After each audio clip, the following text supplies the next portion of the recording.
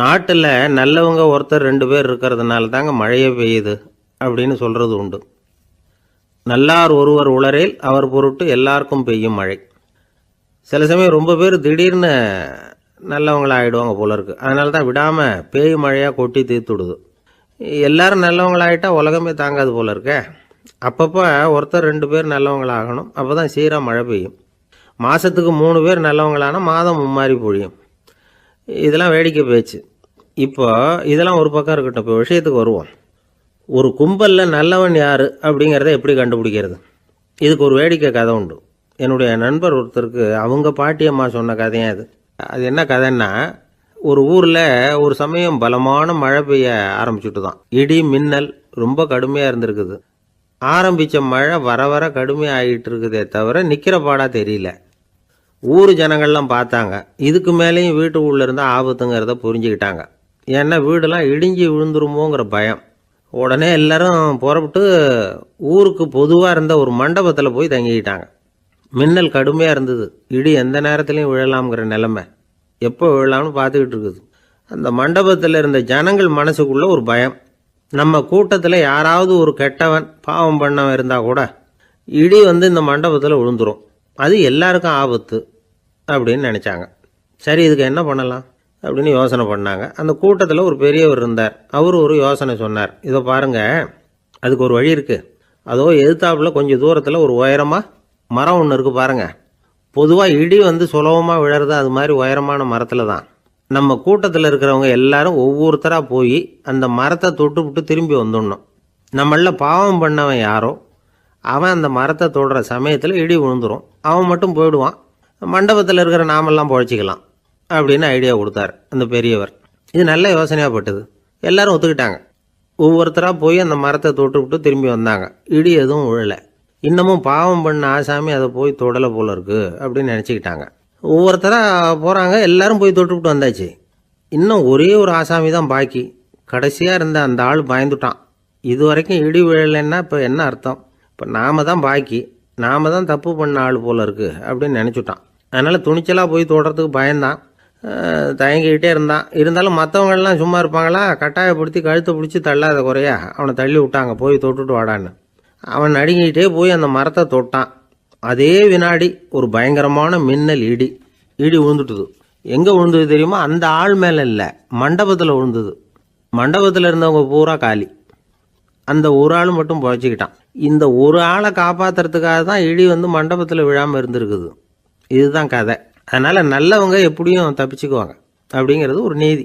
ஒருத்தன் அப்படி தான் தெருவில் நடந்து போய்கிட்டு இருந்தான். ரொம்ப நல்லவன். எதிரில் ஒருத்தன் சைக்கிளில் வந்துக்கிட்டு இருந்தான். அதில் மோதி இவன் கீழே விழுந்துட்டான். சைக்கிள்காரன் உடனே இறங்கி இவனை தூக்கி விட்டான். இவன் எழுந்திரிச்சு அவனை முறைச்சி பார்த்தான். அப்படி பார்க்காதீங்க சார், நீங்கள் ரொம்ப புண்ணியம் பண்ணியிருக்கீங்க, அதுதான் இப்போ சைக்கிளில் மோதிக்கிட்டீங்க அப்படின்றான். என்ன அப்படி சொல்கிறேன் நான்? இவன் 10 நிமிஷத்துக்கு முன்னாடி நான் லாரி ஓட்டிகிட்டு வந்தேன், அப்போ நீங்கள் எதிரில் வந்திருந்தீங்கன்னா என்ன ஆயிருக்கும் அப்படின்னானா அவன். ஒரு பெரிய தத்துவ சிந்தனையாளர் இருந்தார், சுவாங் சு அப்படின்னு பேர். அவருடைய மனைவி ஒரு நாள் திடீர்னு காலமாயிட்டாங்க. ஐயோ பாவம், அவர் ரொம்ப வருத்தப்படுவார், போய் ஆறுதலாக 4 வார்த்தை பேசிவிட்டு வரலாம் அப்படின்னு நினச்சிக்கிட்டு நிறைய பேர் அவரை தேடிட்டு வந்தாங்களாம். வந்தவங்களுக்கு ஆச்சரியம். ஏன்னா இவர் வருத்தப்பட்டுக்கிட்டு இருப்பார் அப்படின்னு தானே எதிர்பார்த்தாங்க. அப்படி இல்லை, தாளம் போட்டுக்கிட்டு உட்காந்துருக்கிறார். தாளத்துக்கு தகுந்த மாதிரி பாட்டு வேற பாடிக்கிட்டு இருக்கிறார். என்ன மனுஷன் அவர், கொஞ்சம் கூட கவலை இல்லாமல் இப்படி இருக்கிறாரு அப்படின்னு நினச்சாங்க. ஒருத்தர் துணிஞ்சு அவர்கிட்ட கேட்டுவிட்டார், என்னங்க இது இப்படி அப்படின்னு. அதுக்கு அவர் என்ன சொன்னார் தெரியுமா? இதை பாருங்க, என்னுடைய மனைவி பிறக்கிறதுக்கு முன்னாடி அவளுக்கு உயிரும் கிடையாது, உடலும் கிடையாது. அதுக்கு பிறகு தான் உயிர் வந்தது, உடல் வந்தது, அந்த உருவம் வந்தது. இப்போ என்ன ஆச்சு? அந்த உருவமும் உயிரும் போயிட்டுது, அவ்வளவுதானே. வந்தது போயிட்டுது. இளவேனில் காலம், இலையுதிர் காலம், பனிக்காலம், இப்படி பருவங்கள் மாறி மாறி வருது இல்லையா? அது மாதிரி பிறப்பும் இறப்பும் மாறி மாறி வருது. இது இயற்கை. இதுக்காக அழுதா அது எப்படி அப்படின்னாராம். ஞான தெளிவு அடைஞ்சவங்களுக்கு எல்லாமே சுகம்தான். திருவள்ளுவரும் அதை தான் சொல்கிறார். உறங்குவது போலும் சாக்காடு, உறங்கி விழிப்பது போலும் பிறப்பு. தூங்கிறதுக்கெல்லாம் நாம் வருத்தப்பட்டுக்கிட்ட இருக்கிறோமா? இன்றைக்கி தூங்க வேண்டியிருக்குதே, இன்னும் கொஞ்சம் நேரத்தில் நான் தூங்க வேண்டியிருக்கு அப்படின்னு சொல்லி யாராவது அழுதுகிட்டு இருப்பாங்களா? அதனால் இந்த உலக வாழ்க்கையினுடைய இயல்பை யதார்த்தத்தை நாம் தெளிவாக புரிஞ்சுக்கணும். அப்படி புரிஞ்சுக்கிட்டால் நாம் கவலை இல்லாமல் வாழ முடியும். ஒரு வயசான தாத்தா பாட்டி 60 வருஷத்துக்கு முன்னாடி அவங்களுக்கு கல்யாணம் ஆச்சு, ஒன்றாவே வாழ்ந்தாங்க, ஒன்றாவே இறந்து போனாங்க. இப்போ அவங்க 2 பேரும் சொர்க்கத்துக்கு போய் சேர்ந்தாங்க. அங்கே எல்லா வசதியும் இருந்தது. ஒரு பெரிய பங்களாவே இவங்களுக்கு ஒதுக்கி கொடுத்தாங்களாம். இதுக்கு எவ்வளவு வாடகைன்னு கேட்டார் தாத்தா. வாடகையெல்லாம் கிடையாது, இலவசம் அப்படின்னார் அங்கே இருந்தவர். அந்த வீட்டுக்கு பின்னாடி ஒரு பெரிய புல்வெளி இருந்தது. இதில் விளையாட ஏதாவது கட்டணம் உண்டான்னு கேட்டிருக்கார் தாத்தா. அதெல்லாம் ஒன்றும் கிடையாது, பணம்லாம் கட்ட வேண்டியதில்லை அப்படின்னார் அவர். பக்கத்தில் ஹோட்டல் மாதிரி ஒரு பெரிய கட்டடம், உள்ள சாப்பாட்டு மேஜைகள், அது மேலே விதவிதமான பலகாரங்கள். சாப்பாட்டுக்கெல்லாம் எவ்வளவு அப்படின்னு விசாரிச்சாராம் தாத்தா. அதுதான் சொன்னேனே, இங்கே எல்லாமே இலவசம்தான், எது வேணும்னாலும் சாப்பிட்லாம், எவ்வளவு வேணும்னாலும் சாப்பிட்லாம் அப்படின்னாரா. நீங்கள் சொல்கிறீங்க அப்படி, ஆனால் நான் சர்க்கரை சேர்த்துக்கக்கூடாது, உப்பு சேர்த்துக்கக்கூடாது, பாட்டி கையால் எப்பவும் பத்திய சாப்பாடு தான் அப்படின்னாராம் தாத்தா. இதை பாருங்கள், இங்கே உங்களுக்கு அந்த கவலையும் வேண்டியதில்லை. இங்கே நீங்கள் ஸ்வீட்டு சாப்பிட்லாம், காரம் சாப்பிட்லாம், உங்களுக்கு எந்த நோயும் வராது அப்படின்னாராம் அங்கே சொர்க்கத்தில் இருந்தவர். இதை கேட்ட உடனே அந்த தாத்தா பக்கத்தில் நின்ன பாட்டியை பார்த்து கத்தினாராம். அடி பாவி, எல்லாத்தையும் கெடுத்துட்டியே, நீ எனக்கு பத்திய சாப்பாடு போடாமல் கண்டதை திங்க விட்டுருந்தா 10 வருஷத்துக்கு முன்னாடியே நான் இங்கே சேர்ந்துருப்பேனே அப்படின்னாராம். ஒரு காட்டில் ஒரு முனிவர் இருந்தார். ஒரு நாள் அவரை தேடிட்டு 4 பேர் வந்தாங்க. சுவாமி, எங்களுக்கு ரொம்ப நாளாக ஒரு சந்தேகம்னாங்க. என்னன்னு கேட்டார். இந்த உலகத்தில் எவ்வளவோ காரியங்கள் நடக்குது, எது நியாயம் எது அநியாயம் அப்படின்னு புரிஞ்சிக்க முடியலன்னாங்க. அது யாராலையும் புரிஞ்சிக்க முடியாதுன்னார் முனிவர். வந்தவங்களுக்கு ஆச்சரியமாக போச்சு, ஒரு மாதிரியாக பார்த்தாங்க. இதை முனிவர் கவனிச்சார். சரி புறப்படுங்க என்னோடன்னார். எங்கன்னு கேட்டாங்க. இப்போ உங்கள் 4 பேரையும் ஒரு புஷ்பக விமானத்தில் அழைச்சிட்டு போகிறேன். இந்த உலகத்தில் சர்வசாதாரணமாக நடக்கக்கூடிய ஒரு காட்சியை உங்களுக்கு காட்ட போகிறேன். நீங்கள் பார்க்க போகிற அந்த காட்சி நியாயமா அநியாயமா அப்படிங்கிறத என்கிட்ட சொல்லணும். நீங்கள் சரியான பதில் சொன்னால் புஷ்பக விமானத்தில் தொடர்ந்து பிரயாணம் பண்ணலாம். தவறான பதில் சொன்னால் இந்த புஷ்பக விமானம் உங்களை கீழே தள்ளி விட்டுரும் அப்படின்னார். 4 பேருக்கும் பயம்தான், இருந்தாலும் முனிவர் கூப்பிடுறாரு அப்படின்னு சொல்லி புறப்பட்டாங்க. அவங்க எல்லாரும் புறப்பட்டு ஒரு காட்டு வழியாக போய்கிட்டு இருக்கிறாங்க புஷ்பக விமானத்தில். அங்கே நடக்கிற ஒரு காட்சியை காட்டுறார் முனிவர். அதோ அங்கே பாருங்கன்னார். அந்த விமானத்தில் இருந்தபடியே எல்லாரும் கீழே குனிஞ்சு பார்க்குறாங்க. அங்கே ஒரு தாய் புலி அப்போ தான் குட்டி போட்டிருக்கு. குட்டிகளை ஈன்ற உடனே பசிக்கு இறை தேடி அந்த பக்கமாக வருது. அதே நேரம் ஒரு தாய் மான், அதுவும் அப்போ தான் குட்டி போட்டிருக்கு. அதுவும் இதே மாதிரி குட்டிகளை ஈன்ற உடனே பசிக்கு இறை தேடி அந்த பக்கமாக வருது. இப்போ அந்த புலி அந்த மானை அடித்து போட்டுவிடுது, அதுவும் சாப்பிடுது, குட்டிகளுக்கும் கொடுக்குது. இப்போ அந்த புலிக்குட்டிகள் முகத்தில் மகிழ்ச்சி, தாயை இழந்த அந்த மான் குட்டிகள் முகத்தில் துக்கம். இப்போ அந்த முனிவர் 4 பேர்கிட்டையும் கேட்குறார், நீங்கள் இங்கே பார்த்தீங்களே, இதில் எது நியாயம் எது அநியாயம் ஒவ்வொருத்தராக சொல்லுங்கள். உங்கள் பதில் சரியில்லைன்னா இந்த விமானம் உங்களை கீழே தள்ளி விட்டுரும், சொல்லுங்கள் பார்க்கலாம்னார். முதல்ல ஒருத்தன் சொன்னான், அந்த புலி செஞ்சது சரிதாங்க, அது பசிக்கு அதுதான் ஆகாரம், தன்னுடைய பசிக்கு தானே இறை தேடிக்கிட்டுது, அதில் என்ன தப்பு, அவ்வளவுதான், அதனால் புலி செஞ்சது நியாயம்தான் அப்படின்னா. அவ்வளவுதான், அந்த விமானம் அவனை அப்படியே கீழே தள்ளி விட்டுட்டுது. அதனால் அவன் கொடுத்த பதில் சரியில்லை அப்படிங்கிறது புரிஞ்சு போச்சு. இப்போ 2வது ஆள் சொன்னான், புலி செஞ்சது பாவம், அந்த தாய்மான் என்ன தப்பு பண்ணிச்சு, இப்போ அந்த குட்டிகளுக்கு யார் ஆதரவு, அதனால் புலி செஞ்சது அநியாயம் அப்படின்னா. அவ்வளவுதான், அவனையும் கீழே தள்ளி விட்டுடுது அந்த விமானம். இந்த பதிலும் சரியில்லை அப்படின்னு ஆயிட்டுது. இப்போ 3வது ஆள் வந்தான். முதல்ல 2 பேர் கீழே விழுந்ததை பார்த்துக்கிட்டு இருந்தான். அதனால் அவன் சொன்னான், ரெண்டுமே நியாயந்தாங்க, புலி இறை தேடினதும் இயற்கை, அதுக்கு மான் இறையானதும் இயற்கை, அதனால் இதில் ஒன்றும் தப்பு இல்லைன்னா. அவ்வளவுதான், அவனையும் அந்த விமானம் கீழே பிடிச்சி தள்ளி விட்டுது. இப்போ 4வது ஆள் வந்தான். முனிவர் கேட்டார், நீயாவது சொல்லுப்பா, இந்த செயலில் எது நியாயம்னார். அவன் தெளிவாக பதில் சொன்னான். அதாவது என்ன சொன்னான்னா, எனக்கு தெரியல அப்படின்னா. அவனை விமானம் கீழே தள்ளலை, சௌரியமாக அழைச்சிட்டு போட்டுது. இவனும் பிரயாணம் சௌக்கியமாக பண்ணானான். ஆக இதுதான் சரியான பதிலுங்கிறத முனிவர் உணர்த்தினார். இந்த கதையிலிருந்து நாம் புரிஞ்சுக்க வேண்டியது என்னென்னா, இந்த உலகத்தில் எவ்வளவோ காரியங்கள் நடக்குது. அதெல்லாம் ஏன் அப்படி நடக்குதுங்கிறதுக்கு எப்பேற்பட்ட பண்டிதராலும் பதில் சொல்ல முடியாது. தெரியாததை தெரியாதுன்னு ஒத்துக்கிட்டா வாழ்க்கை பிரயாணம் சுகமாக இருக்கும். அதனால் தேவையில்லாத விஷயங்களை புரிஞ்சுக்கிறதுக்கு நேரத்தை செலவு பண்ணிகிட்டு இருக்கக்கூடாது. வாழ்க்கையை குழப்பிக்க கூடாது. வாழ்க்கைக்கு தேவையானது என்னவோ அதை மட்டும் புரிஞ்சுக்கிட்டா போதும். இந்த காலத்து ஆள் ஒருத்தன் ஒரு பெரியவரை தேடி வந்தான். ஐயா, ஒரு சந்தேகம்னா. என்ன உன்னுடைய சந்தேகம்னார். பகுத்தறிவுன்னா என்ன, விதின்னா என்ன அப்படின்னு கேட்டான். இதுக்கு அவர், இப்போ உன்னுடைய வலது காலை தூக்குன்னார். தூக்கினான்.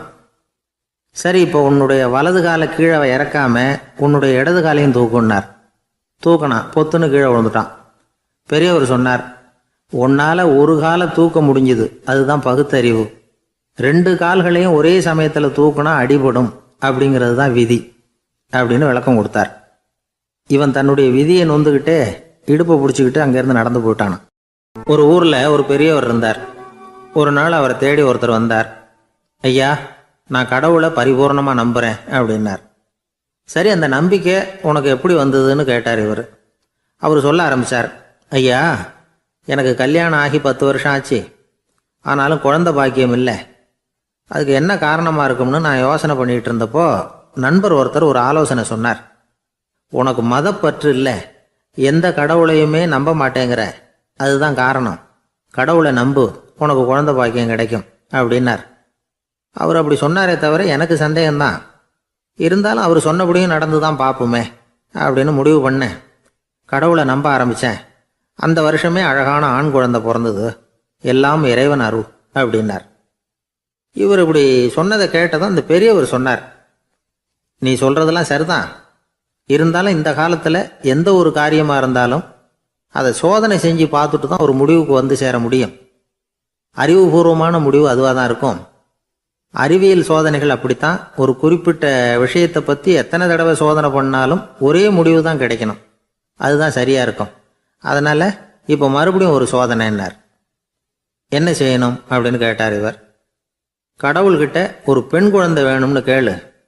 முதல்ல ஆண் குழந்தையை கொடுத்தது மாதிரியே இப்போ ஒரு பெண் குழந்தையையும் கொடுக்குறாரா பார்க்கலாம் அப்படின்னார். சரின்னு சொல்லி இவர் அதே மாதிரி முயற்சி பண்ணினார். அதுக்கப்புறம் அவர் இந்த பெரியவர்கிட்ட வரவே இல்லை. கொஞ்ச காலம் கழித்து இவரே அவரை தேடிக்கிட்டு போய் கதவை தட்டினார். அவர் கதவை திறந்தார். என்ன ஆச்சு, கடவுள் கண் திறந்தாரா அப்படின்னு கேட்டார். அவர், அந்த சமாச்சாரம்லாம் நமக்கு வேணாம் சார். முதல் தடவை அது ஏதோ தற்செயலாக ஏற்பட்ட ஒரு சாதகம். இப்போ நீங்கள் 2வது தடவை சொன்ன பிறகு தினமும் கடவுளை வேண்டிக்கிட்டு தான் இருக்கிறேன், ஒன்றும் நடக்கலை அப்படின்னார் ரொம்ப விரக்தியாக. ஒரே ஒரு தோல்வியில் உங்கள் நம்பிக்கையெல்லாம் பறந்து போயிடுது பார்த்தீங்களா அப்படின்னார் அந்த பெரியவர். எல்லாம் நல்ல விதமாக நடக்கிற வரைக்கும் நம்பிக்கை, எதிர்பார்த்தது தோல்வியில் முடிஞ்சுட்டுதுன்னா அவநம்பிக்கை. மற்றவர்கள் பேரில் வைக்கிற நம்பிக்கை எந்த நேரத்திலையும் விவகாரமாகி விடக்கூடிய சாத்தியம் உண்டு. நாம் நம்பிக்கை வைக்க வேண்டியது நம்மகிட்ட தான். நமக்குள்ளே இருக்கிறார் கடவுள். எனவே நம்ம பேரில் நாம் வைக்கிற நம்பிக்கை தான் உண்மையான கடவுள் பக்தி. நிபந்தனையற்ற நம்பிக்கையாக அது இருக்கணும். எல்லாம் நல்லபடியாக நடந்துக்கிட்டு இருந்தால் எந்த முட்டாளுக்கும் நம்பிக்கை வரத்தான் செய்யும் அப்படிங்கிறது ஒரு பெரியவர் கருத்து. தியானத்தின் மூலமாக தான் உனக்குள்ள ஆழமாக தோண்டுனா உன்னுடைய அடி ஆழத்தில் நம்பிக்கை வந்து அப்படி ஊற்றெடுக்கும், அதை பார்க்க முடியும் அப்படிங்கிறது பெரியவர்கள் சிந்தனை. ஒரு குழந்தை அப்பாவை பார்த்து என்னப்பா பண்ணுறேன்னு கேட்டுதான். பிரார்த்தனை பண்ணிகிட்டு இருக்கிறேன்னாராம் அப்பா. பிரார்த்தனை பண்ணுனா என்ன கிடைக்கும் அப்படின்னு கேட்டுதான் குழந்தை. எல்லாம் கிடைக்கும் அப்படின்னாராம் அப்பா. நீ வச்சிருக்கிறிய பேனா அது கூட கிடைக்குமான்னு கேட்டுதான் குழந்தை. கிடைக்குமேன்னு இருக்கார். அப்படின்னா அந்த பேனாவை என்கிட்ட கொடுத்துரு, நீ பிரார்த்தனை பண்ணி வேற பேனா வாங்கிக்கோ அப்படின்னு தான் அந்த குழந்தை. ஒரு வயசான பாட்டியின் தாத்தாவும் ஒரு பூங்காவில் உட்காந்து பேசிக்கிட்டு இருக்கிறாங்க. அவங்களுக்கு கல்யாணம் ஆகி 53 வருஷம் ஆச்சு. பிள்ளைங்கள்லாம் படித்து பெரிய பெரிய வேலையில் இருக்கிறாங்க. பேரன் பேத்திகளும் நல்ல நிலைமையில் இருக்கிறாங்க. இந்த தாத்தாவும் பாட்டியும் சிரித்து பேசிக்கிட்டு இருந்ததை ஒரு பெரியவர் பார்த்தார். அவருக்கு ஆச்சரியமாக இருந்தது. இந்த வயசுலேயும் இவ்வளவு அந்யோன்யமாக இவங்க பேசிக்கிட்டு இருக்கிறாங்களே அப்படின்னு நினச்சார். சரி, நேரிலேயே கேட்டுருவோமே அப்படின்னு நினச்சிக்கிட்டு கிட்ட போனார். உங்கள் மன வாழ்க்கையின் வெற்றிக்கான ரகசியம் என்ன அப்படின்னு கேட்டார். இதை கேட்டதும் அந்த தாத்தா சிரிச்சுக்கிட்டே பாட்டியை பார்த்தாராம். அதுக்கப்புறம் சொன்னாராம், நான் இந்த அம்மாவை கல்யாணம் பண்ணிக்கிட்டதுக்கும் எங்களுடைய இல்வாழ்க்கை இவ்வளவு நாளாக பலம் குறையாமல் மகிழ்ச்சியாக இருக்கிறதுக்கும் காரணம் ஒன்று தான். அது என்ன காரணம்னா, எங்களுக்கு இடையில பொதுவாக நிறைய குறைகள் உண்டு, அதுதான் காரணம் அப்படின்னாராம். அவர் சொல்றது சரிதான் அப்படிங்கிறது மாதிரியே அந்த பாட்டியும் அவரை நிமிர்ந்து பார்த்தாங்களாம். இந்த பெரியவர் மறுபடியும் அந்த பாட்டியை பார்த்து அதே கேள்வியை கேட்டிருக்கார். உங்களுடைய நீண்டகால மன வாழ்க்கைக்கு கிடைச்ச வெற்றி எதனாலேன்னு சொல்ல முடியுமா அப்படின்னு கேட்டாராம். அவங்களும் சிரிச்சுக்கிட்டே பதில் சொன்னாங்களாம்.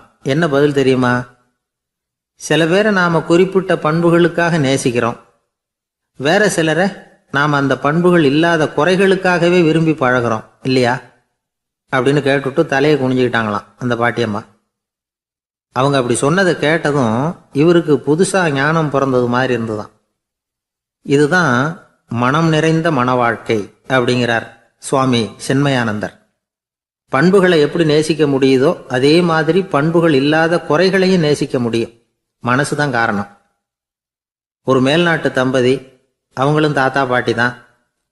அவங்க 2 பேரும் ஒரு பூங்காவில் உட்காந்து சிரிச்சு பேசிக்கிட்டு இருக்கிறாங்க. அதை ஒருத்தர் பார்த்தார். அவருக்கு ஆச்சரியம், இவ்வளவு காலம் ஆகி இந்த வயசுலையும் இப்படி அன்பா பேசிக்கிட்டு இருக்கிறாங்களே அப்படிங்கிற ஆச்சரியம். கிட்ட நெருங்கி போனாரு. கேட்டார், ஏன் தாத்தா உங்களுக்கு கல்யாணம் ஆகி எவ்வளவு வருஷம் ஆச்சுன்னார். 55 வருஷம் ஆச்சுன்னாராம் அவரு. இன்னமும் இவ்வளவு சந்தோஷமா இருக்கிறீங்களே, அதுக்கு என்ன காரணம்னு கேட்டிருக்கார். அதுக்கு என்ன காரணம்னா, இது வரைக்கும் எங்களுக்குள்ள சண்டையே வந்ததில்லை அப்படின்னாராம். அது எப்படி முடியும்னு கேட்டிருக்கார் இவர் ஆச்சரியமா. அந்த தாத்தா சொல்ல ஆரம்பிச்சாராம், இதை பாருப்பா, எங்களுக்கு கல்யாணம் ஆன புதுசில் நானும் என்னுடைய மனைவியும் ஒரு குதிரை மேலே ஏறி ஒரு காட்டு வழியாக போய்கிட்டு இருந்தோம். கொஞ்சம் தூரம் போனதும் அந்த குதிரை எடக்கு பண்ணிச்சு. நான் உடனே கீழே இறங்கி அந்த குதிரையை பார்த்து, இது உனக்கு முதல் தடவை அப்படின்னு மிரட்டலாக சொல்லிவிட்டு ஏறி உக்காந்தேன். மறுபடியும் போனோம். கொஞ்சம் தூரம் குதிரை நல்லபடியாக நடந்து போச்சு. மறுபடியும் எடக்கு பண்ண ஆரம்பிச்சுட்டுது. நான் கீழே இறங்கினேன்.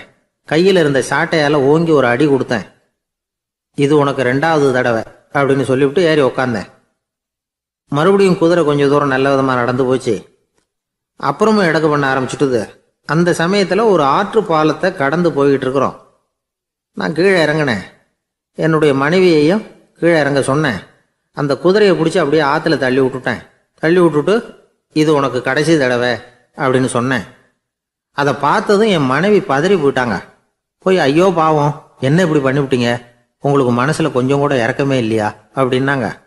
நான் மெதுவாக இவங்க பக்கம் திரும்பி, இது உனக்கு முதல் தடவை அப்படின்னேன். அவ்வளவுதான். அன்னையிலேருந்து இன்னைய வரைக்கும் ஒரு நாள் கூட எங்களுக்குள்ள சண்டையே வந்ததில்லை அப்படின்னு விளக்கம் கொடுத்தார் அந்த தாத்தா. கடற்கரை ஓரமா ஒரு பெரியவர் கையால மணலை கீறிக்கிட்டே உட்காந்துருக்கிறார். என்னத்தையும் தேடிட்டு இருக்கிறது மாதிரி தெரிஞ்சது. மெதுவா கிட்டத்துல போய், என்னத்தை தேடிட்டு இருக்கிறீங்க அப்படின்னு கேட்டோம். அவரு சாவகாசமா நிமிர்ந்து பார்த்து, நிம்மதியை தேடிட்டு இருக்கிறேன்னார். நாங்க ஒரு மாதிரி ஆயிட்டோம். இருந்தாலும் சமாளிச்சுக்கிட்டு, சார், மணல்ல கிழிஞ்சல் தான் கிடைக்கும், நிம்மதி கிடைக்காது அப்படின்னோம். சரி, இன்னைக்கு வசமா நம்ம கிட்ட ஒரு ஆள் மாட்டிக்கிட்டார் அப்படின்னு நினைச்சு அவர் பக்கமா போய் உட்காந்துக்கிட்டு கதை சொல்ல ஆரம்பிச்சிட்டோம். ஒரு பெரிய மன்னர் இருந்தார். அவருக்கு எல்லா வசதியும் இருந்தது. இருந்தாலும் ஒரே ஒரு குறை. அது என்னன்னா, நிம்மதி இல்லைங்கிற குறை. அரண்மனையில தினமும் கலை நிகழ்ச்சி, நாட்டியம் எல்லாம் நடந்துகிட்டு தான் இருந்தது. இருந்தாலும் நிம்மதி இல்லை. சரி, நிம்மதி எங்க கிடைக்கும் அப்படின்னு தேட ஆரம்பிச்சார். உடனே அதுக்கான முயற்சிகள்ல தீவிரமா இறங்கினார். நாட்டில் உள்ள தத்துவ மேதைகளை எல்லாம் கூப்பிட்டுட்டு வர சொன்னார். எல்லாரும் சேர்ந்தாங்க. அவங்கள பார்த்து, நிம்மதி எங்க இருக்குது அப்படின்னு விசாரிச்சார். அவங்களுக்கு அது தெரிஞ்சா ஏன் இப்படி ராஜா முன்னாடி நின்றுட்டு இருக்க போறாங்க? ராஜாவோட கேள்விக்கு ஒவ்வொருத்தரும் ஒவ்வொரு மாதிரி விளக்கம் கொடுக்க ஆரம்பிச்சிட்டாங்க. எந்த பதிலும் ராஜாவுக்கு திருப்தி அளிக்கக்கூடிய அளவுக்கு இல்லை. சரி, போயிட்டு வாங்கன்னு சொல்லி அவங்களெல்லாம் அனுப்பி வச்சுட்டார். ஒரு நாள் அவர் மாளிகையில உப்பருகையில நின்றுட்டு இருக்கிறார். அந்த சமயத்துல தெருவில் ஒரு பிச்சைக்காரன் ரொம்ப உல்லாசமா பாட்டு பாடிக்கிட்டே போய்கிட்டு இருக்கிறான். குரல்ல ஒரு சந்தோஷம், நடையில ஒரு மிடுக்கு. அவங்ககிட்ட கொஞ்சம் கூட கவலை இருக்கிறதா தெரியல. உடனே ராஜா அதை பார்த்தார். ஏவலாளிகளை கைதட்டி கூப்பிட்டார். உடனே ஓடி போய் அந்த பிச்சைக்காரனை இங்க அழைச்சிட்டு வாங்கன்னு உத்தரவு போட்டார். இவங்க உடனே ஓடி போய் அவனை கூப்பிட்டாங்க. அரண்மனைக்கு வாழ்ந்தாங்க. அவன் வரல. அரண்மனைக்குள்ள அடி எடுத்து வைக்க மாட்டேன்னு சொல்லிவிட்டான். ராஜா கிட்ட விஷயத்தை சொன்னாங்க. அவருக்கு ரொம்ப ஆச்சரியம், இப்படி ஒரு ஆள் இருக்கிறானா அப்படின்னு. சரி, அவன் என்னதான் சொல்றான் அப்படின்னு விசாரிச்சார். இவங்க மறுபடியும் தெருவுக்கு போய் கேட்டாங்க. என்ன பார்க்கணும்னா, ராஜா விருப்பப்பட்டாருன்னா அவரை வேணும்னா இங்க வர சொல்லுங்க அப்படின்னு சொல்லிவிட்டான். அதை ராஜா கிட்ட சொன்னாங்க. அவருக்கு கோபம் வரல. இவ்வளவு சுதந்திர உணர்வோடு இருக்கிறவன் சாதாரண ஆளா இருக்க முடியாது அப்படின்னு நினைச்சார். உடனே கிடுகிடுன்னு இறங்கி தெருவுக்கு வந்தார். பிச்சைக்காரங்கிட்ட போனார். நீ கவலைப்படாம சந்தோஷமா பாடிட்டு போறியே, அது எப்படி முடியுது உன்னால அப்படின்னு கேட்டார். ஏன் அப்படி கேக்குறீங்கன்னு அவன், அதுக்கு இல்ல, எனக்கு அரண்மனையில எவ்வளவோ சுகபோகங்கள்லாம் இருக்கு, இருந்தாலும் நிம்மதி இல்ல, இது ஏன்னு எனக்கு தெரியல. இந்த தேசத்துல உள்ள அறிஞர்களை எல்லாம் கூப்பிட்டு கேட்டு பார்த்துட்டேன், அவங்களுக்கும் தெரியல. உன்னை கேட்டா தெரியும்னு நினைச்சேன், அதனாலதான் சந்திக்கிறதுக்கு ஆசைப்பட்டேன், ஆனா நீ வரமாட்டேன்னு விட்டியே அப்படின்னார். பிச்சைக்காரன் கடகடன்னு சிரிக்க ஆரம்பிச்சுட்டான். மகிழ்ச்சிக்கும் உங்களுக்கும் தடையா இருக்கிறது இந்த மாளிகை தான். இதை விட்டுட்டு வெளியில வந்துட்டா நிம்மதி தேடிட்டு வந்துரும்னா. நான் அரசன், எனக்குன்னு கடமைகள் இருக்கு, அதையெல்லாம் விட்டுட்டு எப்படி வர முடியும்னார் ராஜா. ரெண்டும் ஒரே நேரத்துல கிடைக்கணுங்கிறது முடியாத காரியம். உங்க சுகபோகத்துக்கு விலையாதான் உங்க நிம்மதியை கொடுத்துக்கிட்டு இருக்கிறீங்க. என்ன பாருங்க, என்கிட்ட எதுவும் இல்ல, அதனால எதுவும் போயிடுமோங்கிற பயமும் இல்ல, நிம்மதியா இருக்கிறேன் அப்படின்னா அவன்.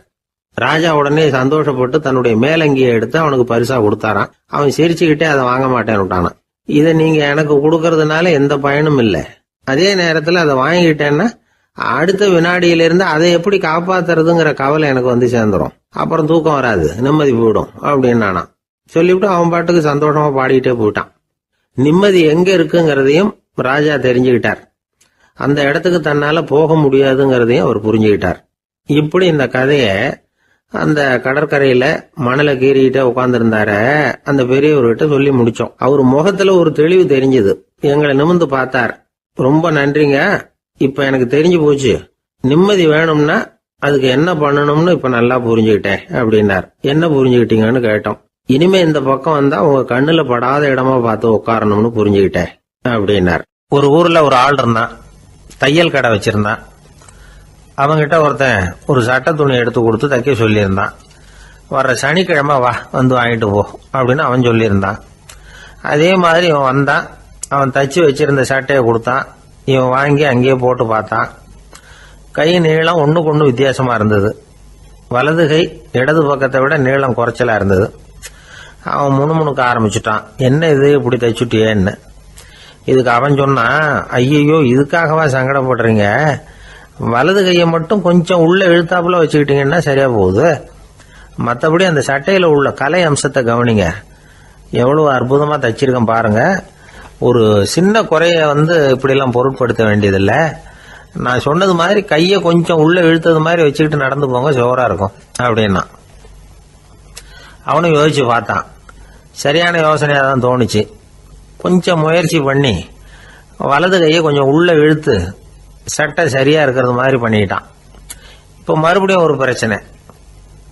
வலது கையை உள்ள இழுத்த மாதிரி அப்படியே வச்சுக்கிட்டதும் முதுகு பக்கம் கொஞ்சம் துணி தளர்த்தியா தொங்குறது மாதிரி தெரிஞ்சது. என்ன இது, முதுகு பக்கம் துணி குவிஞ்சுட்டுதே, தொங்குதே அப்படின்னா மறுபடியும், அடடா இதுக்காகவா கவலைப்படுறீங்க, உடம்ப அதுக்கு தகுந்த மாதிரி கொஞ்சம் வளைச்சிக்கிட்டா சரியா போடுது, இதுக்காக அந்த அழகான தையலை பிரிச்சு அதுல உள்ள கலை அம்சத்தை கெடுக்கிறதுக்கு என் மனசு இடம் தரல, எவ்வளவுக்கு தளர்த்தியா இருக்கோ அவ்வளவுக்கு கொஞ்சம் உடம்ப வளைச்சி அப்படி குனிஞ்சது மாதிரி போங்க போதும் அப்படின்னா. அதுவும் நல்ல யோசனையா தான் பட்டுது இவனுக்கு. சரின்னு சொல்லிவிட்டு புறப்பட்டான். தெருவில் இறங்கினான். கையை கொஞ்சம் உள்ள இழுத்தான், உடம்ப கொஞ்சம் முன்னால வளைச்சான், சட்டைக்கு தகுந்த மாதிரி உடம்ப பண்ணிட்டான், மெதுவா நடந்து போறான். இப்போ எதிரில் இன்னொருத்தன் வரான். இவனை பாக்குறான். இவன் போட்டிருக்கிற சட்டையை பாக்குறான். ஆஹா அற்புதம்ங்கிறான். சும்மா சொல்லக்கூடாது, ரொம்ப நல்லா இருக்கு, நிச்சயமா இது இந்த ஊர் மேல தெருவில் இருக்கிற ஒருத்தன் இருக்கானே, அவன் தச்சதா தான் இருக்கணும் அப்படின்னா. இதை கேட்டதான் அவனுக்கு ஆச்சரியம். எப்படி அவ்வளவு கரெக்டா கண்டுபிடிச்சிங்க அப்படின்னு கேட்டிருக்கான். இதுக்கு அந்த வழிபோக்கன்னு சொன்னானா, அவன் ரொம்ப கெட்டிக்காரன், உங்களை மாதிரி உடம்பும் கையும் வளைஞ்சு போன ஒரு ஆசாமிக்கு அவனை தவிர வேற யாராலேயும் இவ்வளவு பொருத்தமான ஒரு சட்டையை தைக்க முடியாது அப்படின்னானா. பாருங்க, அவனுக்காக இவன் அனுசரிக்க போய் இவனோட நிலைமை எப்படி ஆயிடுது பாருங்க. இதே மாதிரி தான் சில சடங்குகளும் சம்பிரதாயங்களும் நம்மளை கோமாளி ஆக்கி விட்டுரும். எதுவா இருந்தாலும் அதுல அறிவுபூர்வமான அணுகுமுறை அவசியம். ஒரு நர்ஸ் அவசரமா ஓடி டாக்டர் கிட்ட சொல்லிச்சான், டாக்டர் ஒரு தப்பு நடந்து போச்சு, 10ஆம் நம்பர் பெட்ல இருக்கிற பேஷண்ட்டுக்கு காலில் ஆபரேஷன் பண்றதுக்கு பதிலாக கையில் ஆபரேஷன் பண்ணி விட்டீங்க, கை ஆபரேஷன் பண்ணிக்க வேண்டிய ஆள் 7ஆம் நம்பர் பெட்ல இருக்கார் அப்படின்னு தான். அதுக்கு ஒரு பதட்டப்படாம சொன்னாராம், பரவாயில்ல, இவரை தூக்கி 7ஆம் நம்பர் பெட்ல போட்டுரு அப்படின்னாராம். தான் மட்டும் வாழ்ந்தா போதும் அப்படின்னு நினைக்கிறவங்க உண்டு. தானும் வாழணும், அடுத்தவங்களும் வாழணும் அப்படின்னு நினைக்கிறவங்களும் உண்டு. முதல்ல சொன்ன வகையை சேர்ந்த மனிதர்கள் எப்படி தெரியுமா? எப்படியாவது தான் மட்டும் வாழ்ந்தால் போதுங்கிற நினைப்பு தான் எப்பவும் அவங்களுக்கு இருக்கும். தங்களுடைய வளர்ச்சிக்கு எது தடையா இருந்தாலும் சரி, யார் தடையா இருந்தாலும் சரி, அதை அழிச்சுட்டு தான் மறுவேலை பார்ப்பாங்க. அவங்கெல்லாம் பாவ காரியங்களுக்கு தயங்குறதே இல்லை. அப்படிப்பட்ட வாழ்க்கை அவங்களுக்கே இடைஞ்சல அமைஞ்சு விடுறது உண்டு. அதை விளக்கறதுக்கு ஒரு கதையும் உண்டு. ஒரு ஊர்ல அப்படிப்பட்ட ஆள் ஒருத்தன் இருந்திருக்கான். நிறைய பாவங்களை செஞ்சவன். அதன் காரணமா நரகப்படுகொழியில விழுந்துட்டான். நரகப்படுகொழிங்கிறது ஒரு பெரிய கிணறு மாதிரி. ஏற்கனவே பாவம் செஞ்சவங்க நிறைய பேர் அதில் விழுந்து கிடக்குறாங்க. உள்ள ஏகப்பட்ட சத்தம், எல்லாம் அந்த பாவாத்மாக்கள் போடுற சத்தம். இப்போ விழுந்தானே, இவனும் சத்தம் போட்டான். இவன் போடுற சத்தம் கொஞ்சம் அதிகமாக கேட்டுது. இந்த கிணத்துக்கு பக்கத்தில் புத்தர் உட்கார்ந்துருக்கிறார். அவர் காதில் இவன் போடுற சத்தம் விழுந்தது. உடனே அந்த கிணத்தடிக்கு போனார். குனிஞ்சு பார்த்தார். சாமி, என்னை காப்பாத்துங்க அப்படின்னு கத்தனா இவன். புத்தர் அவனை கொஞ்சம் கவனிச்சு பார்த்தார். மனித சமுதாயத்துக்கு அவன் என்னென்ன கெடுதல் பண்ணியிருக்கிறாங்கிற விவரம்லாம் அவர் மனக்கண்ணில் தெரிஞ்சது. அவருக்கு எல்லாம் புரிஞ்சு போச்சு. இருந்தாலும் அவனை காப்பாத்துறதுக்கு ஏதாவது வழி உண்டா அப்படின்னு யோசிச்சார். அவன் தன்னுடைய வாழ்நாளில் ஏதாவது நல்லது செஞ்சிருக்கானா அப்படின்னு பார்த்தார். ஒரே ஒரு சமயம் அவன் தன்னுடைய காலடியில மிதிபட இருந்த சிலந்தியை மிதிக்காமல் தாண்டி போயிருக்கிறான். இந்த ஒரு காரியத்துக்காக அவனை கரையேற்ற முடியுமா அப்படின்னு நினைச்சார். அவ்வளவுதான். உடனே அவர் கையில ஒரு சிலந்தி வந்து உட்காந்துதான்.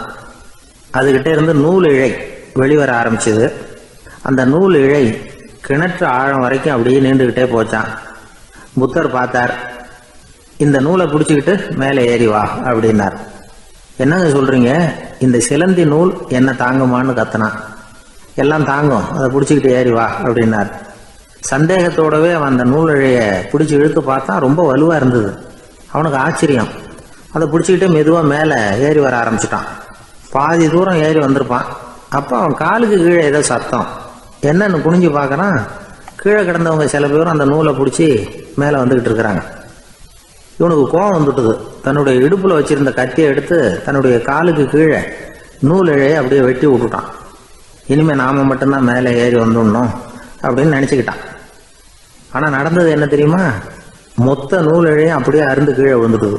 அவனும் பொத்துன்னு கீழே விழுந்துட்டான். மறுபடியும் கத்த ஆரம்பிச்சுட்டான். ஏற்கனவே அவன் செஞ்சிருந்த ஒரு சிறு கருணை அந்த நூல் இழைக்கு உறுதியை கொடுத்தது. இப்போ அவன் செஞ்ச பாவம் அந்த நூல் இழைய வலுவிழக்க செஞ்சுட்டுது. அடுத்தவங்களும் வாழணுங்கிற எண்ணம் அவனுக்கு இருந்திருந்தா இப்போ அவனும் கரையேறி வந்திருப்பான், மற்றவங்களும் சௌக்கியமா வந்து சேர்ந்திருப்பாங்க. அதனால நாமும் வாழணும், அடுத்தவங்களும் வாழணும் அப்படின்னு நினைக்கிறவன் வாழ்க்கையில சீக்கிரம் முன்னுக்கு வந்துடுவான். ஒருத்தன் ஒரு டாக்டர் கிட்ட போனான். மருந்து வாங்கினான். வாங்கி கொண்டாந்து பேசாம வச்சுட்டான், சாப்பிடல. அப்புறம் எதுக்காகப்பா போய் அவர்கிட்ட மருந்து வாங்கினேன் அப்படின்னு கேட்டாங்க. டாக்டர் வாழணும் இல்லையா, அதனாலதான் அப்படின்னா. அவர் கொடுத்த மருந்தை நீ ஏன் சாப்பிடல அப்புறம் அப்படின்னு கேட்டாங்க. நான் வாழணும் இல்லையா, அதுக்காக தான் அப்படின்னா. ஒரு ஊர்ல ஒரு ஆள் இருந்தான். அவன் ஒரு நாள் கோயிலுக்கு போனான். கடவுள்கிட்ட வேண்டிக்கிட்டான், எனக்கு ஒரு 1,00,000 ரூபா நீ கொடுத்தா நான் உன் சன்னதியில் ஒரு தேங்காய் உடைக்கிறேன் அப்படின்னு வேண்டிக்கிட்டான். கடவுள் பார்த்தார். உடனே அவன் கண் முன்னாடி தோன்றினார். இந்தா நீ கேட்ட 1,00,000 ரூபாய் அப்படின்னு சொல்லி அவன் கையில் பணத்தை கொடுத்துட்டு மறைஞ்சிட்டார். இவனால் நம்பவே முடியல. இவ்வளவு சுலபமாக கிடைக்கும்னு தெரிஞ்சிருந்தா அனாவசியமாக ஒரு தேங்காய் உடைக்கிறேன்னு வேண்டியிருக்க வேண்டியது இல்லையே அப்படின்னு நினச்சான். இருந்தாலும் வேண்டுதலை நிறைவேற்ற வேண்டியது கடமை. அதுக்காக என்ன பண்ணால், பக்கத்தில் ஒரு கடைக்கு போனான். ஒரு தேங்காயை கையில் எடுத்தான். இது என்ன விலைன்னு கேட்டான். 5 ரூபான்னார் கடையில் இருந்தவர். அதிகமாக இருக்குதே விலைன்னா. அப்படின்னா ஒன்று செய்யுங்க, அடுத்த ஊருக்கு போங்க, அங்கே தென்னந்தோப்பு அதிகம், அதனால் அங்கே இதை விட குறைஞ்ச விலைக்கு கிடைக்கும் அப்படின்னார். சரின்னு அடுத்த ஊருக்கு கிளம்புனான். அங்கே போய் விசாரித்தான். ஒரு தேங்காய் 3 ரூபாய் விலைன்னாங்க. இதுவும் அதிகமாக தெரியுதேன்னா. அப்படின்னா ஒன்று செய்ய, அதோ அந்த ஆற்று ஓரமாக ஒரு தென்னை மரம் இருக்கு பார், அதில் நீயே ஏறி பறிச்சுக்கோ, ஒரு தேங்காய்க்கு 1 ரூபா கொடுத்தா போதும் அப்படின்னார் அந்த தோப்புக்கு சொந்தக்காரரு. இவனுக்கு மரம் ஏற தெரியாது. இருந்தாலும் ஆசை யாரை விட்டுது, விலை சல்லிசாக இருக்குதே. ஆற்று ஓரம் போனால் தட்டு தடுமாறி அந்த மரத்தில் ஏறினா. அந்த தென்னை மரம் வளைஞ்சி ஆற்று பக்கம் போய் அப்புறம் நிமிர்ந்து இருந்தது. அதாவது மரத்தின் உச்சி சரியாக ஆற்றுக்கு நடுவில் இருந்தது. ஆற்றுல வெள்ளம் கரபுரண்டு ஓடிக்கிட்டு இருக்கு. இவன் கடவுள் கொடுத்த 1,00,000 ரூபாயை மடியில் வச்சு இறுக்கி கட்டிக்கிட்டான். உச்சிக்கு போய் காய் பறிக்கிற சமயத்தில் காற்றும் மழையும் பலமாக கலந்து அடிக்க ஆரம்பிச்சுட்டுது. கால் வழுக்கி விட்டுட்டுது. இவன் சடார்னு ஒரு தென்னை மட்டையை பிடிச்சிக்கிட்டு தொங்க ஆரம்பிச்சிட்டான். கீழே பயங்கரமான வெள்ளம். மடியில் 1,00,000 ரூபா பணம். என்ன செய்கிறதுன்னு தவிக்கிறான். இந்த சமயம் கரையில் ஒரு யானை பாகன் யானையை குளிப்பாட்டிக்கிட்டு இருக்கிறான். அது அவன் கண்ணில் பட்டது. ஐயா ஒரு உதவின்னு கத்துனான். அவன் என்ன செய்யணும்னு கேட்டான். உன் யானையை மெதுவாக இங்கே அழைச்சிட்டு வா, எனக்கு நேராக கீழே நிறுத்து, என் காலை பிடிச்சி மெதுவாக கீழே இறக்கி விட்டுரு, என் மடியில் இருக்கிற பணத்தில் உனக்கு 10,000 ரூபா தரேன் அப்படின்னா. அவன் பார்த்தான். காலை கையை பிடிச்சா கூட எவனும் இந்த காலத்தில் 10 ரூபாய்க்கு மேலே தரமாட்டேங்கிறான். இவன் காலை பிடிச்சா 10,000 தர்றேங்கிறான் அப்படின்னு யோசனை பண்ணான். உடனே யானையை கொண்டுட்டு போனான். அவனுக்கு நேராக கீழே நிறுத்தினான். அவன் காலை பிடிச்சான். அவ்வளவுதான். அந்த நேரம் பார்த்து யானை மெதுவாக நடந்து அப்பால் போட்டுது.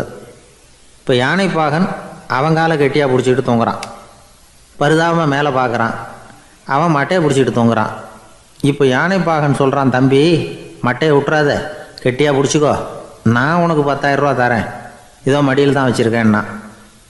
மேலே தொங்குறவனுக்கு இந்த நிலைமையிலேயும் ஒரு சந்தோஷம், மேற்கொண்டு ஒரு 10,000 ரூபா நமக்கு கிடைக்கும் போல இருக்கே அப்படின்னு. இந்த சமயத்தில் ஒருத்தன் ஒட்டகத்தை ஓட்டிகிட்டு வந்தான் அந்த பக்கமாக குளிப்பாட்டுறதுக்கு. யானை பாகம் பார்த்துட்டான். ஐயா ஒட்டகக்காரரே, அதை இங்கே கொண்டுகிட்டு வா, எங்கள் காலை பிடிச்சி பத்திரமா இறக்கி விடு, நாங்கள் பணம் கொடுக்குறோம்னா. அவனும் பணத்துக்கு ஆசைப்பட்டு வந்தான். அவன் காலை பிடிக்கிற சமயம் ஒட்டகமும் நழுவி போட்டுது. இப்போ 3 பேருமே வரிசையாக தொங்குறாங்க. ஒட்டகக்காரன் கத்துறான், தம்பி மட்டையை விட்டுறாத, கெட்டியாக பிடிச்சிக்கோ, நான் என் மடியில் இருக்கிற 5,000 உனக்கு தந்துடுறேன்னா. மேலே தொங்குறவனுக்கு இன்னமும் சந்தோஷம், இவனும் பணம் தர்றேங்கிறான் அப்படின்னா இன்றைக்கி நமக்கு மொத்த பண வரவு எவ்வளவு அப்படின்னு ஒவ்வொன்றா கூட்டி பார்க்க ஆரம்பித்தான். மனக்கணக்கு சரியாக வரல. அதனால் அப்படியே விரலை விட்டு எண்ண ஆரம்பித்தான். அவ்வளவுதான். மட்டையை விட்டுட்டு கை நழுவி வந்துட்டுது. 3 பேரும் பொத்துன்னு ஆற்றுல விழுந்தாங்க. படாத பாடுபட்டு தட்டு தடுமாறி கரைக்கு வந்து சேர்ந்தாங்க. 3 பேர் மடியில் இருந்த பணமும் ஆற்றோட போட்டுது. பேராசை பெருநஷ்டம் அப்படின்னு ஒரு பழமொழி இருக்குல்ல, அதை விளக்கறதுக்காக சொல்லப்பட்ட கதை இது. இந்த காலத்தில் ஒருத்தர் ஒரு நீச்சல் குளத்தில் நீச்சல் அடிச்சுக்கிட்டு இருக்கிறார். காவலுக்கு இருந்தவர் அதை கவனிச்சுட்டார். கரையிலேருந்து சத்தம் போட்டாராம், இதோ பாருங்கள், இங்கே ராத்திரி 8 மணிக்கு மேலே நீச்சல் அடிக்கிறது சட்டப்படி குற்றம், அதுக்கு அனுமதி கிடையாது, தெரியாதா உங்களுக்கு அப்படின்னாராம். இதுக்கு அவர், ஐயையோ நான் நீச்சல் அடிக்க வந்தவன் இல்லைங்க, சும்மா சுற்றி பார்க்க வந்தவன், தடுமாறி குளத்தில் விழுந்துட்டேன், நீச்சல் தெரியாது, அதனால் தத்தளிச்சுக்கிட்டு இருக்கிறேன் அப்படின்னு கத்துனாராம். கரையில் இருந்தவர் பார்த்தார். ஓ அப்படின்னா சரி, அதுக்கு ஒன்றும் தடையில்லை அப்படின்னு சொல்லிவிட்டு அவர் பாட்டுக்கு நடந்து போயிட்டாராம். அசோக மன்னர் வந்துகிட்டு இருக்கார். அவருடைய ஆலோசகர்கள் எல்லாம் பக்கத்தில் வந்துகிட்டு இருக்கிறாங்க. அந்த சமயத்தில் எதிரில் ஒரு புத்த பிக்ஷு வர்றார். அசோகர் பார்க்கிறார். ஓடி போய் அவர் காலில் விழுந்து வணங்குறார். அசோக மன்னரின் தலை அந்த புத்த துறவியின் பாதத்தில் பட்டுக்கிட்டு இருக்கு. பக்கத்தில் நின்றுகிட்டு இருந்த அமைச்சருக்கு இது ரொம்ப சங்கடமா போச்சு. ரொம்ப வருத்தப்பட்டார். நம்ம அசோக சக்கரவர்த்தி எப்பேற்பட்டவர், அவரோட தலை ஒரு சன்னியாசியின் பாதத்தில் படுறதா அப்படின்னு நினைச்சு ரொம்ப கவலைப்பட்டார். அரண்மனைக்கு திரும்பினதும் அமைச்சர் மெதுவாக ஆரம்பிச்சார். அரசே, எனக்கு ரொம்ப வருத்தமா இருக்குது அப்படின்னார். எதுக்குன்னார் மன்னர். அசோக சக்கரவர்த்தியின் தலை, அதாவது அந்த சிரம், ரொம்ப மதிப்புமிக்க ஒன்று, அது ஒரு சன்னியாசியின் காலில் படலாமா அப்படின்னார். அசோகர் பதில் சொல்லல, சிரிச்சார், போயிட்டார். அதுக்கப்புறம் ஒரு சரியான சந்தர்ப்பத்துக்காக காத்துக்கிட்டு இருந்தார். ஒரு நாள் அமைச்சரை கூப்பிட்டார். எனக்கு 3 தலைகள் வேணும் அப்படின்னார். சொல்லுங்க, கொண்டுகிட்டு வரேன் அப்படின்னார் அமைச்சர். அசோகர் சொன்னார், முதல்ல எனக்கு தேவையானது ஒரு ஆட்டின் தலை, 2வது ஒரு புலியின் தலை, 3வது ஒரு மனிதனின் தலை. இதுதான் அசோகர் கேட்டது. எங்க இருந்தாலும் கொண்டு வாங்கன்னார். அமைச்சர் புறப்பட்டார். ஆட்டுத்தலை புலித்தலை கிடைச்சிட்டுது. அப்புறமா ஒரு சுடுகாட்டுக்கு போய் ஒரு மனித தலையும் சேகரம் பண்ணிட்டு ராஜா கிட்ட வந்துட்டார். அரசே, உங்கள் ஆணைப்படி 3 தலைகளையும் கொண்டு வந்திருக்கிறேன்னார். அசோகர் பார்த்தார். ரொம்ப நல்லது, இப்ப இது 3ஐயும் எடுத்துக்கிட்டு போய் சந்தையில வித்துட்டு வாங்க அப்படின்னார். அமைச்சர் அதுகளை எடுத்துக்கிட்டு சந்தைக்கு போனார். முதல்ல ஆட்டுத்தலை நல்ல விலைக்கு வித்து போச்சு. நல்ல விலை கொடுத்து வாங்கிட்டு போட்டாங்க. அடுத்தபடியா புலி தலைய ஒருத்தர் வாங்கிட்டார். அதை பாடம் பண்ணி வீட்டில் மாட்டி வைக்கலாமே அப்படின்னு நினைச்சு அதையும் வாங்கிட்டு போட்டார். மனித தலையை மட்டும் வாங்கறதுக்கு யாரும் முன் வரல. எல்லாரும் அதை பார்த்துட்டு விலகி போக ஆரம்பிச்சாங்க. அமைச்சர் திரும்பி வந்தார். அரசே, இந்த தலையை மட்டும் யாரும் வாங்க மாட்டேங்கிறாங்க அப்படின்னார். சரி, பரவாயில்ல, இதை இலவசமாவே எனாமாவே யாருக்கிட்டையாவது கொடுத்துட்டு வந்துருங்க அப்படின்னார். அமைச்சர் மறுபடியும் சந்தைக்கு போனார். இதை இலவசமா தரேன், இதை வாங்கிக்கோங்க அப்படின்னார். அப்பவும் அதை யாரும் வாங்கிக்கிறதுக்கு தயாரா இல்லை. மறுபடியும் திரும்பி மன்னர்கிட்ட விவரத்தை சொன்னார். இப்போ மன்னர் சொல்றார், அமைச்சரே, உயிர் இருக்கிற வரைக்கும் தான் இந்த தலைக்கு மதிப்பு. ஜீவன் போனதுக்கு அப்புறம் அதோட மதிப்பும் போயிடுது. அதனால மதிப்பு இருக்கும் பொழுதே பெரியவர்கள் பாதம் பணிந்து அந்த புனிதத்தை பெற்றுக்கொள்ளணும் அப்படின்னார். பணிவுங்கிறது வேற, அடிமைத்தனம்ங்கிறது வேற. பெரியவர்களை பணிவது நமக்கு பெருமை தரக்கூடிய விஷயம். இதை மனசுல வச்சுக்கிட்டு எப்போ காலில் விழணும், எப்போ காலில் விழக்கூடாது அப்படிங்கிறத முடிவு பண்ணிக்கணும்.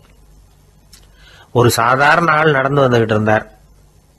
எதிரில் ஒரு பெரிய மனுஷன் ஓடி போய் அவர் காலில் விழுந்து தன்னுடைய தலையை அவர் பாதத்தில் கொண்டு போய் வச்சார். கொஞ்ச நேரம் கழிச்சு எழுந்திரிச்சு வந்துட்டார். வந்த பிறகு இவரை கேட்டேன், ஏன் திடீர்னு ஓடி போய் அந்த ஆளு காலில் விழுந்தீங்க அப்படின்னு. அவர் போட்டிருக்கிறது என்னோட காணாம போன செருப்பான்னு கண்டுபிடிக்கிறதுக்காக அப்படி விழுந்தேன் அப்படின்னார். ஒரு ஊர்ல ஒரு பெரியவர் இருந்தார். அவர் ஒரு குரு. அவர் தொடர்ந்து தியான கூட்டங்கள் நடத்துவார். அந்த கூட்டத்தில் கலந்துக்கிறதுக்காக பல ஊர்களில் இருந்து சீடர்கள் நிறைய பேர் வருவாங்க போவாங்க.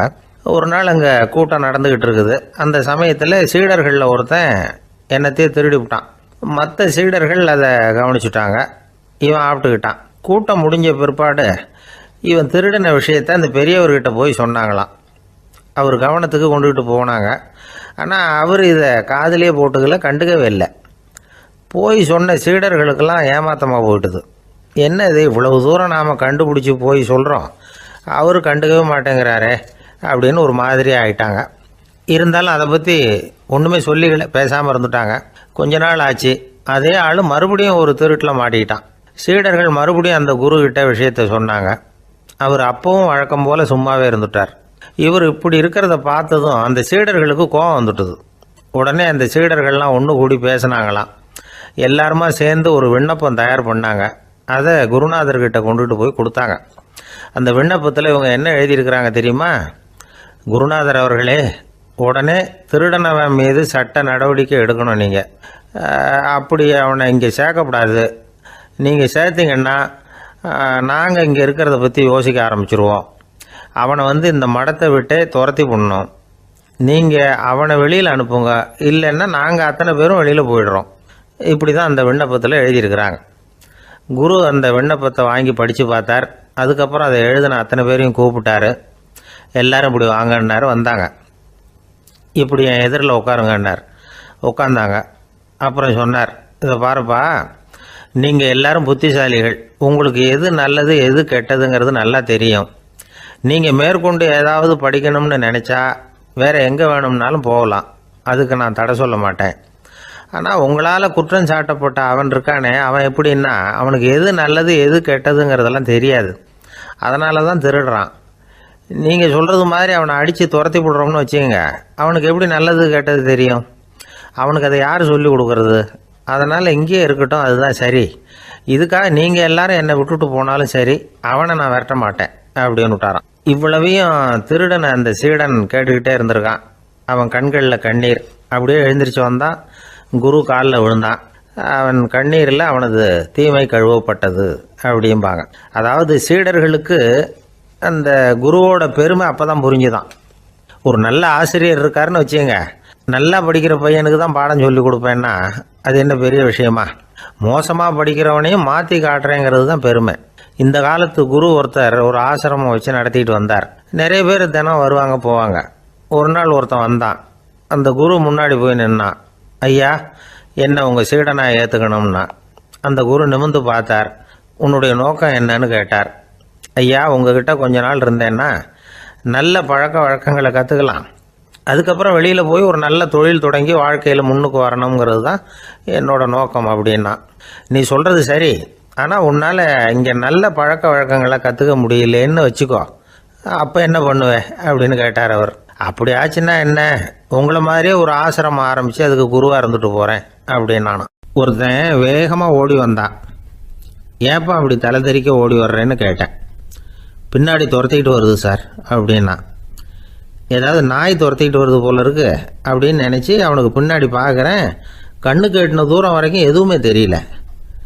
ஏன்பா எதுவும் ஒன்றை துரத்துறது மாதிரி தெரியலையே என்ன, நல்லா பாருங்கள் சார் அப்படின்னா. பார்த்துட்டு தான் சொல்கிறேன் என்ன.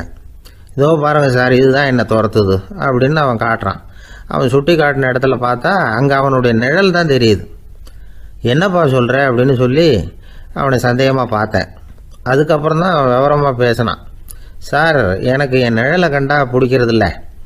எப்போ பார்த்தாலும் இது என்னையே பின்தொடர்ந்து வந்துக்கிட்டு இருக்குது. இதை என்னால் சகிக்கவே முடியல.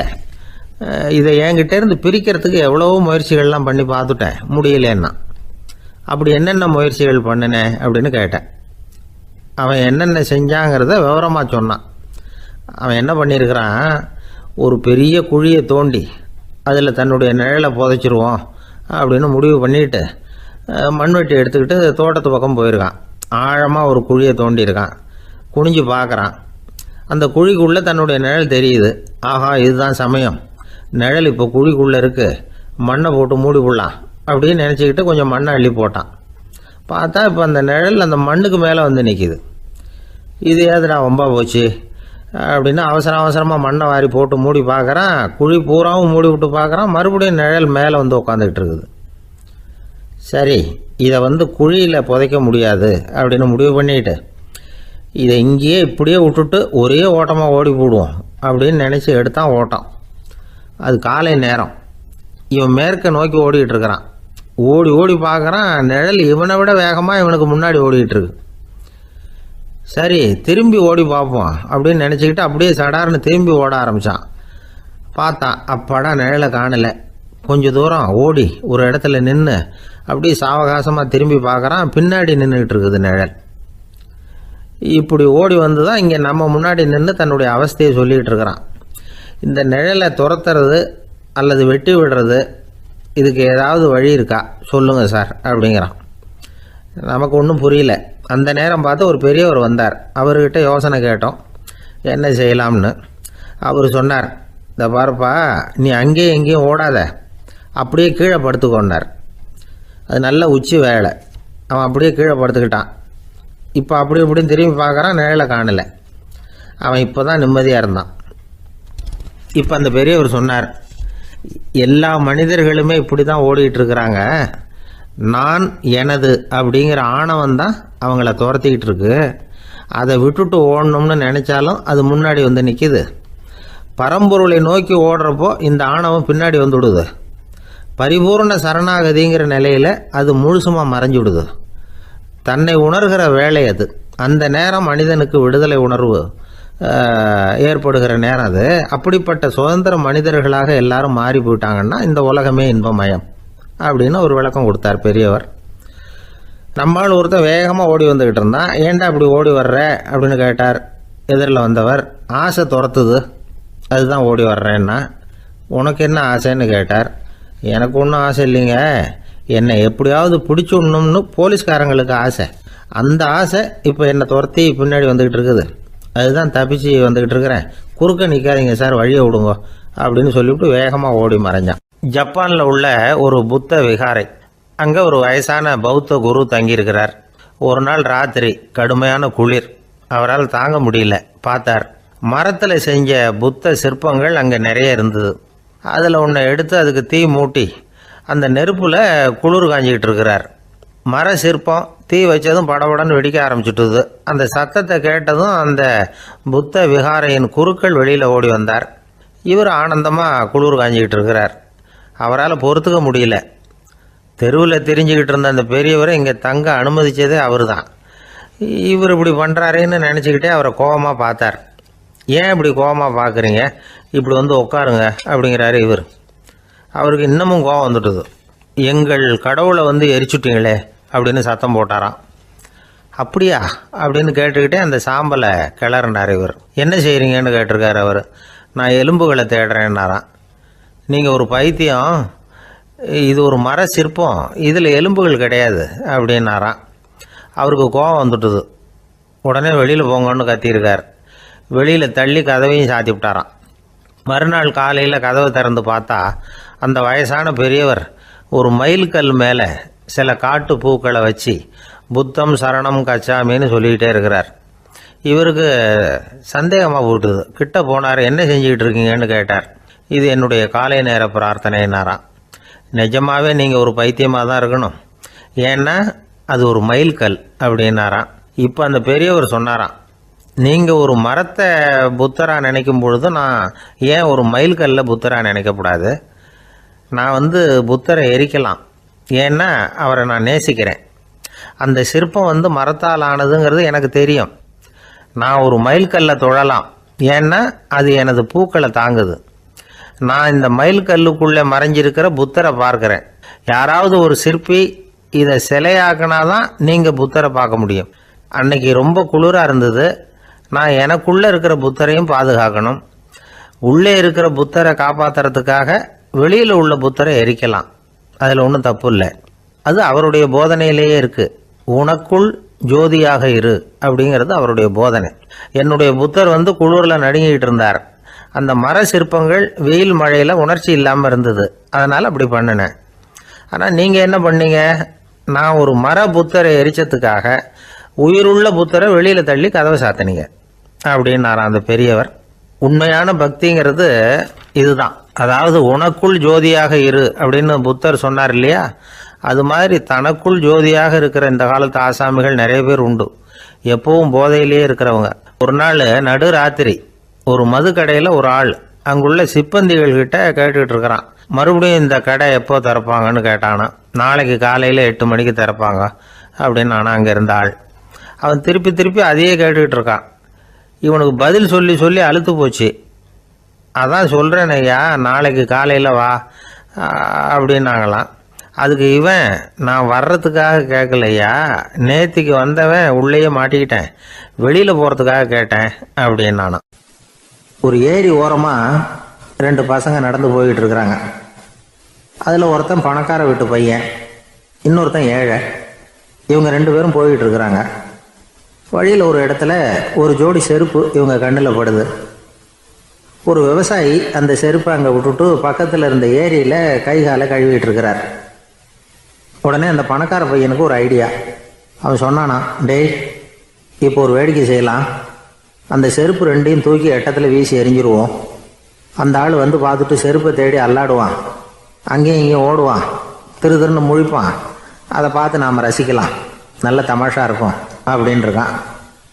இப்படி சொல்லிவிட்டு அந்த செருப்புகளை தூக்கத்துக்கு போனானா. கொஞ்சம் பொறு அப்படின்னானா அந்த ஏழை பையன். ஏன்னு கேட்டிருக்கான் அவன். இப்போ அந்த ஏழை பையன் சொன்னானா, நீ சொல்கிறது ஒன்றும் வேடிக்கை கிடையாது. உன்னோட செருப்பு தொலைஞ்சா உன் அப்பா உடனே உனக்கு வேறு செருப்பு வாங்கி கொடுத்துருவார். ஆனால் அந்த ஆளுக்கு இந்த செருப்பு தொலைஞ்சதுன்னா வேறு புதுசாக வாங்கிறதுக்கு வாயையும் வயத்தையும் கட்டி பணத்தை சேர்க்க வேண்டியிருக்கும். அதனால் நான் ஒரு வேடிக்கை சொல்கிறேன், அது மாதிரி செய், அது இன்னமும் தமாஷா இருக்கும் அப்படின்னு நானா. எப்படி அது சொல்லுன்னு இருக்கான் அவன். செருப்பு 2ம் அது இருக்கிற இடத்துலையே இருக்கட்டும். உன் சட்டை பையிலிருந்து ஒரே ஒரு ரூபாய் நாணயத்தை எடு.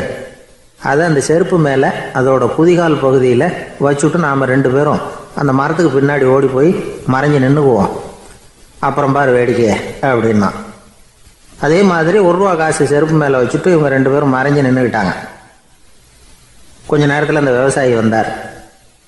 காலில் உள்ள மண்ணை தட்டிவிட்டு செருப்பை மாட்டுறதுக்காக போனார். அங்கிருந்த காசு கண்ணில் போட்டுவிட்டுது.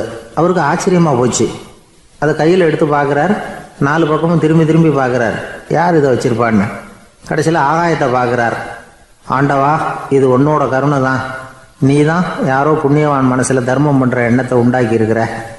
அந்த புண்ணியவான் நல்லா இருக்கணும் அப்படின்னு வாழ்த்தி அந்த காசை கண்ணில் ஊற்றிக்கிட்டாரான். மறைஞ்சிருந்து பார்த்துக்கிட்டு இருந்த ஏழை பையன் இப்படி சொன்னான், பாத்தியா, உன்னை புண்ணியவான்னு வாழ்த்தி விட்டு போகிறார் அந்த ஆள். அவருக்கும் சந்தோஷம், அதை பார்த்து நமக்கும் சந்தோஷம். உனக்கு ரூபாங்கிறது ஒரு பெரிய விஷயம் இல்லை, ஆனால் அதனால் நமக்கு கிடைச்சிருக்கிற மகிழ்ச்சி ரொம்ப உயர்வானது அப்படின்னு நானும். வேடிக்கையும் கிண்டலும் இது மாதிரி அடுத்தவங்களுக்கு இடைஞ்சலாக இல்லாமல் இருக்கணும் அப்படிங்கிறார் கலைவாணர்.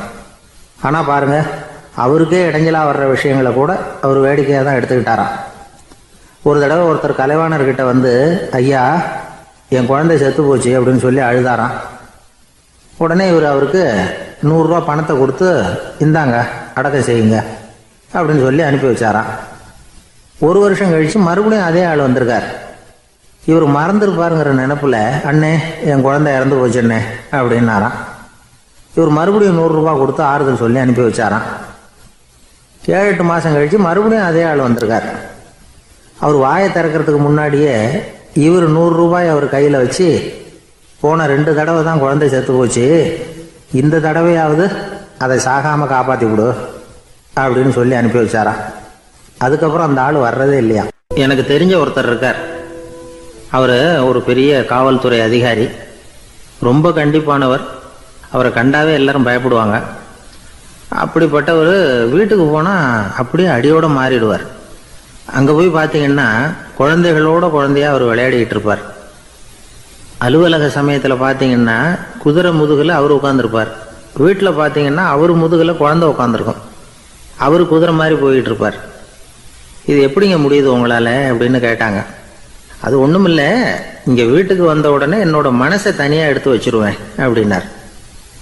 அது என்னங்க உங்க சட்டப்பையிலையா இருக்குது மனசு, அது தனியா எடுத்து வைக்கிறதுக்கு அப்படின்னு கேட்டாங்க. அப்படி இல்லைங்க, இது ஒரு பயிற்சி, மனப்பயிற்சி, அவ்வளவுதான் அப்படின்னார். இப்படி சமயம் பார்த்து மனசை தனியா வச்சுவிட தெரிஞ்சவங்க வாழ்க்கையில எப்பவும் உற்சாகமா இருப்பாங்க அப்படிங்கிறது பெரியவங்க கருத்து. ஒரு டாக்டர் ஆஸ்பத்திரியில் இருக்கிற வரைக்கும் டாக்டரா இருக்கலாம். அவர் மனைவிகிட்டையும் அவர் டாக்டரா இருக்க வேண்டிய அவசியம் இல்லை. ஒரு வக்கீல் கோர்ட்ல இருக்கிற வரைக்கும் வக்கீலா இருக்கலாம். வீட்டுக்கு வந்ததுக்கு அப்புறமும் வக்கீலா இருக்க வேண்டிய அவசியம் கிடையாது. வீட்டில் குழந்தைகள்கிட்ட விளையாடும் பொழுதும் அதுகள்கிட்ட ஃபீஸு கேட்டுக்கிட்டு இருக்கக்கூடாது. நாம் எப்படி இருக்கணும்னு பெரியவங்க சொல்கிறாங்கன்னா, மனசோட சேரக்கூடாதான். அப்படி சேராமல் வாழ்க்கையை கவனிக்கணுமா. மனசை அப்படியே தனியாக எடுத்து பக்கத்தில் வச்சுடணும். அப்படின்னா அதை அப்படியே தூக்கி எறிஞ்சுடு அப்படின்னு அர்த்தம் இல்லை. ஏன்னா மனசுங்கிறது நமக்கு உபயோகப்படக்கூடிய ஒன்று தான். எப்போ அது தேவையோ அப்பப்போ எடுத்து உபயோகப்படுத்திக்கணும். தேவைப்படுறப்போ எடுத்து கண்ணாடியை மாட்டிக்கிறோம்ல, படிக்கும் பொழுது கண்ணாடி தேவைப்படுது, எடுத்து மாட்டிக்கிறோம் இல்லையா. அது மாதிரி கணக்கு போடுறதுக்கு மனசு தேவை. கடைக்கு போய் ஒரு பொருள் வாங்குறோம், காசு கொடுக்குறோம், மீதி சில்லறை சரியா இருக்கா அப்படின்னு எண்ணி பார்த்து வாங்க வேண்டியிருக்கு. அந்த சமயத்தில் மனசை எடுத்து தனியாக வச்சுட்டேன் அப்படின்னு சொல்லிட்டு இருக்கக்கூடாது. பரீட்சைக்கு படிக்க வேண்டியிருக்குது, படித்ததையெல்லாம் அப்படியே நினைவில் வச்சுக்க வேண்டியிருக்கு. அந்த சமயத்தில் மனசை தூக்கி எறிஞ்சுட்டேன் சார் அப்படின்னு சொல்லிட்டு இருக்கக்கூடாது. அப்படி சொன்னால் பரீட்சை நம்மளை தூக்கி எறிஞ்சிடும். அதனால தேவைப்படுறப்போ மனசை உபயோகப்படுத்தணும், தேவையில்லாதப்போ அதை தனியாக ஓய்வு எடுத்துக்க விட்டுடணும். இப்படி நாம் பழக்கப்படுத்திக்கிட்டா வாழ்க்கைங்கிறது நமக்கு புதுசாக தெரியுமா. மனசுக்கும் ஒரு சக்தி கிடைக்கும். எந்திரங்களுக்கு ஓய்வு கொடுக்குற மாதிரி மனசுக்கும் ஓய்வு கொடுக்கணும், இல்லைன்னா அது களைச்சி போயிடும். குழந்தைகள் மனசை சுமந்துக்கிட்டு இருக்கிறது இல்லை. இது முதியவர்கள் குழந்தைகள்